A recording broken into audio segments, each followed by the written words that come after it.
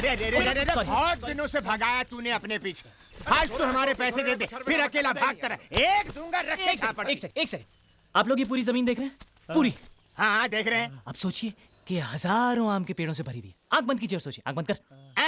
हाँ। तुम लोग आंखें खुली रखो वरना भाग जाएगा, सिर्फ मैं बंद रखूंगा। हाँ बंद रखी। बोलो भाई कैसा लग रहा है?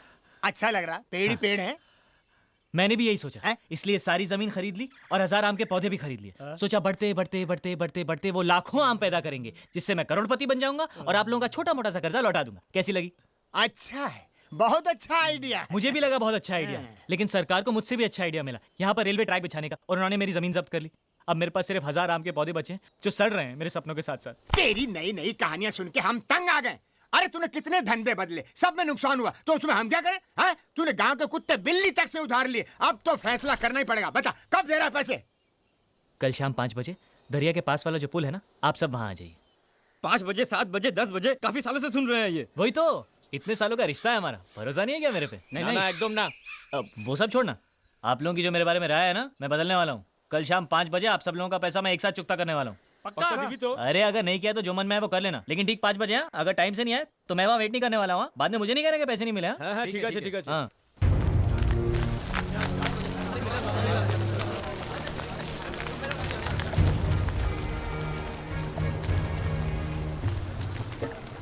अरे आइए आइए आइए, आप सब लोगों को मेरा नमस्कार। वाह, 5 बजे बोला तो आप लोग ठीक 5 बजे आ गए हैं। अरे कौन बोलता है यहाँ के लोग टाइम पर नहीं आते?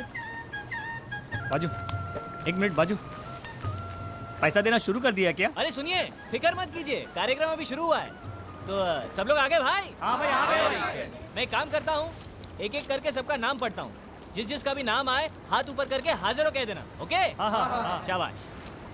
हरिराम नाविद 12,250 रुपए। हाँ। प्रभाकर शेट्टी 13,900 ब्याज मिला के। हाजिर। क्या हाल है भाई? हाँ ठीक है। रघुवीर ग्वाला 20,500। हाँ, घर पे सब कैसे हैं? ठीक है। चलो। अबे ओए, पहले मेरा पैसा चुकता कर और मुझे दफा दफा कर। अरे शर्मा जी, सबसे ज्यादा पैसे इन्हीं को देने हैं और यही सबसे लेट आ रहे हैं। अब और देर मत कर, मेरे पैसे निकाल। शांति।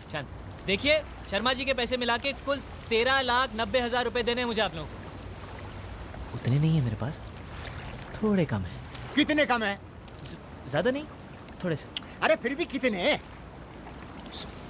100 रुपए। कोई बात नहीं। नहीं, 100 रुपए ही है मेरे पास, बाकी के 13,79,900 रुपए कम है। अरे पैसे निकाल, पैसे निकाल। तू निकाल पैसे, निकाल। अरे इसे मत छूइए। क्या है?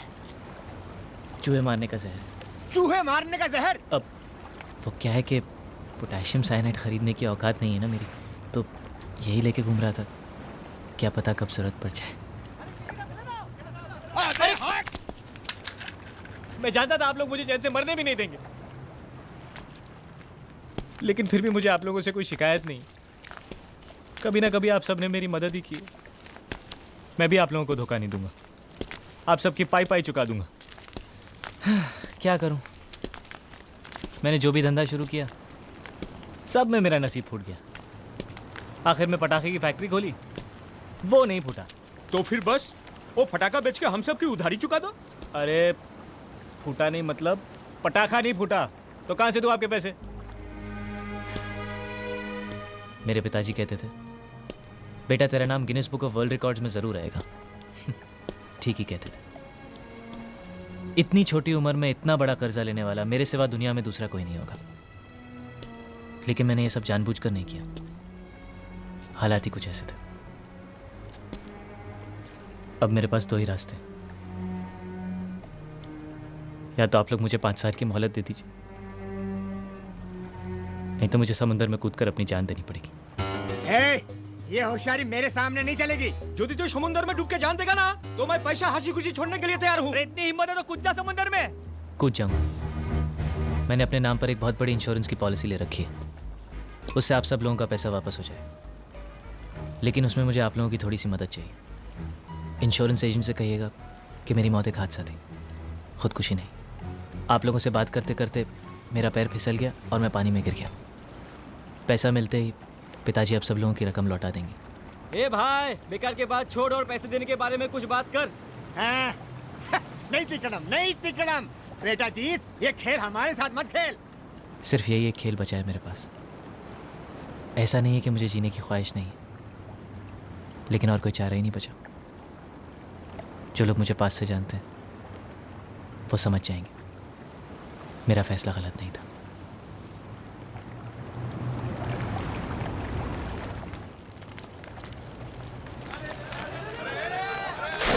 अरे अरे सचमुच घुस गया। अरे उसको, अरे अरे सुनो जीत।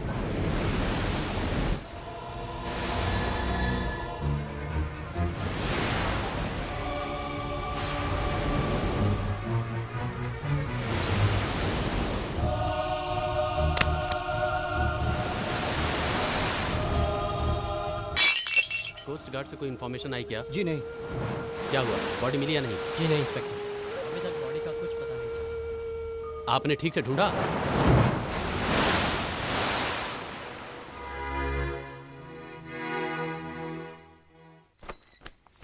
पिताजी, आपसे मिलने कोई आया है।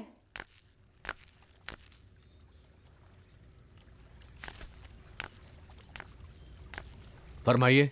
मास्टर जी, हम आपसे नहीं जीतू जी से मिलने आए हैं। जीतू, जीतू। जी पिताजी। ये लोग कह रहे हैं कि ये तुमसे मिलने आए हैं।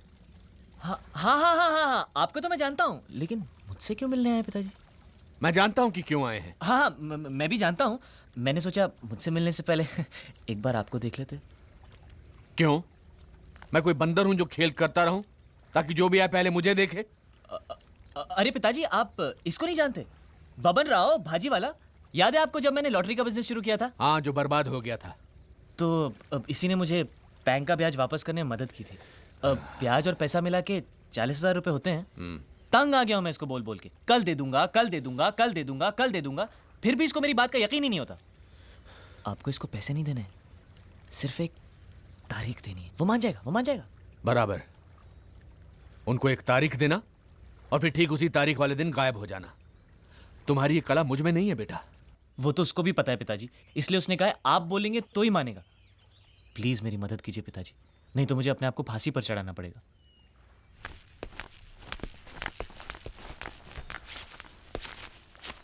हाँ भाई लोग, तारीख नहीं दे रहे हैं, पूरे पैसे चुका रहे हैं। ये लो रस्सी, गले में बांधो और लटक जाओ। तुम्हारी बड़ी बहन बिन ब्याह घर में पड़ी हुई है। ले देकर ये घर बचा है जो तुम्हारे कर्जों की वजह से गिरवी रखना पड़ा, और तुम्हें मुझसे और मदद चाहिए? क्या मदद करूं मैं तुम्हारी? जाओ, डूब जाओ कहीं जाकर, ताकि हम और तबाही से बच सकें। जाओ।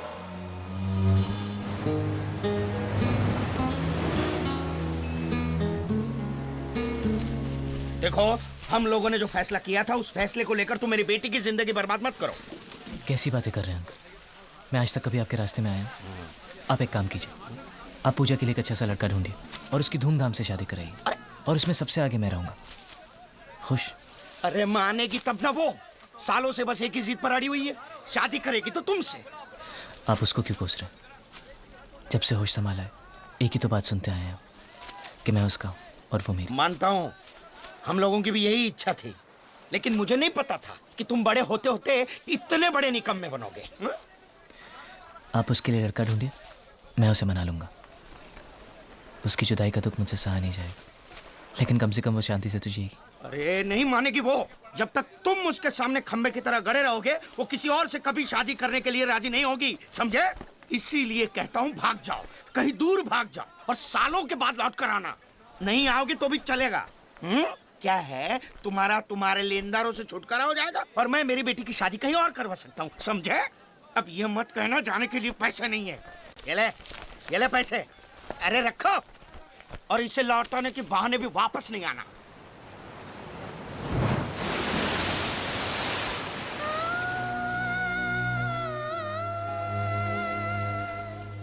वोट फॉर राजा भाऊ, वोट फॉर राजा भाऊ, वोट फॉर राजा भाऊ, वोट फॉर राजा भाऊ, वोट फॉर राजा भाऊ, वोट फॉर राजा भाऊ। अरे तुम इस मोर्चे के साथ कैसे आए? सब काम धंधा छोड़ के राजनीति में लग गए क्या? अरे राजनीति नहीं, ये तो तरकीब है लेनदारों से बचने की। जब मैं मोर्चे में शामिल होकर निकलता हूँ ना, तो मेरे लेनदार मुझे पकड़ नहीं पाते। सुबह जब मैं घर से निकला तो मुझे बीजेपी का मोर्चा मिला, उनके साथ चलते चलते मैं पोस्ट ऑफिस तक पहुंचा। वहां पता चला कि उनको लेफ्ट जाना था और मुझे राइट। तो मैं निकल गया। इतना इंतजार करने के बाद मुझे कांग्रेस का मोर्चा मिला तो जाकर तुम्हारे पास पहुंचा हूं। ओह गॉड। कभी तुम इस मोर्चे में शामिल होते हो, कभी उसमें। ये मोर्चे वाले तुमसे कुछ कहते नहीं है क्या? कहते हैं ना, वो जो कहते हैं मैं भी वही दोहरा देता हूँ। तंग आ गई हूँ मैं तुमसे। वो सब छोड़ो, इधर आओ मेरे साथ।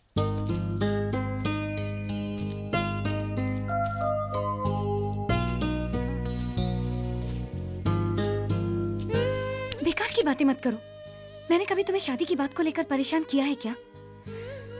जब तक तुम्हारी सारी परेशानियां दूर नहीं हो जाती, मैं तुम्हारा इंतजार करने के लिए तैयार हूँ। कब तक?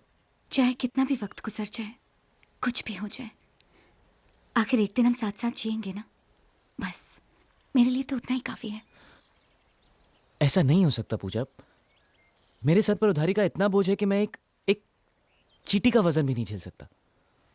और सच पूछो तो ऐसे हालात में तुम भी मेरे लिए एक बोझ हो। हमें अलग होना ही होगा पूजा। अब तुम घर जाओ। अगर ये मोर्चा निकल गया तो शाम तक और कोई मोर्चा नहीं है जो मेरे घर तक जाए। जी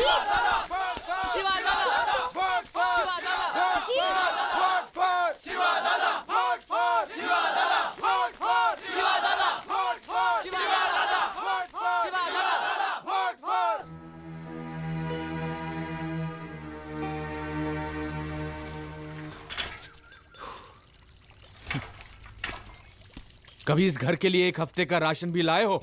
अब ये बात पिताजी मुझसे नहीं कह सकते। माँ, ये लो, एक हफ्ते का राशन और उसके साथ पकाने के लिए सब्जी वगैरह। तू मच्छी लाया है? क्या माँ, मैं नहीं जानता कि इस घर में मच्छी नहीं बनती। फिर ये मच्छी की बदबू? हाँ, वो मैं मच्छी की मार्केट से जा रहा था तो वहाँ पर वो टोकरियाँ लेकर उठाते हैं ना लोग, तो चार मैंने भी उठा ली, ऐसे ही जस्ट फॉर अ चेंज। बेटा तुम ये सब कौन सा ये काम मैं रोज रोज करने वाला हूँ? आप खाना बनाइए, मैं फटाफट नहा कर आता हूँ।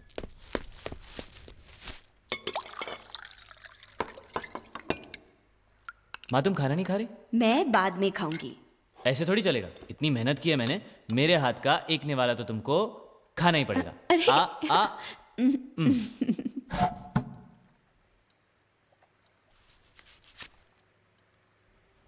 क्या हुआ है तुझे बेटा? बहुत बड़ा गुलदस्ता दिया था ना माँ मैंने तुझे वादों का। बड़ा घर, नई गाड़ी, नौकर चाकर। सब कुछ तैयार है? लगता है मैं तुम्हें कुछ भी नहीं दे पाऊंगा माँ, कभी भी। मुझे कुछ नहीं चाहिए। लेनदारों से पीछा छुड़ाने के लिए जो तू पागलों की तरह भागता फिरता है ना, मुझसे सहा नहीं जाता। तू फिक्र मत कर माँ, उसका रास्ता है मेरे पास। उसके बाद मेरे पीछे कोई नहीं भागेगा। अच्छा, ऐसा क्या है? जब होगा तो तुम्हें खुद ही पता चल जाएगा।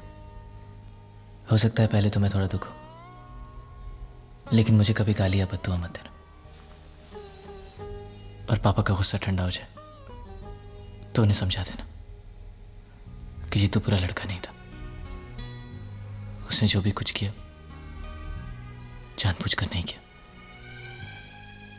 और हाँ, उनसे ये भी जरूर कहना कि मैं उनसे बहुत प्यार करता था। जो लोग बॉडी ढूंढने गए सब वापस आ गए हैं। आज नीचे का पानी बहुत तेज खींच रहा है। बॉडी मिलने की उम्मीद कम है। आप मास्टर जी को घर ले जाइए।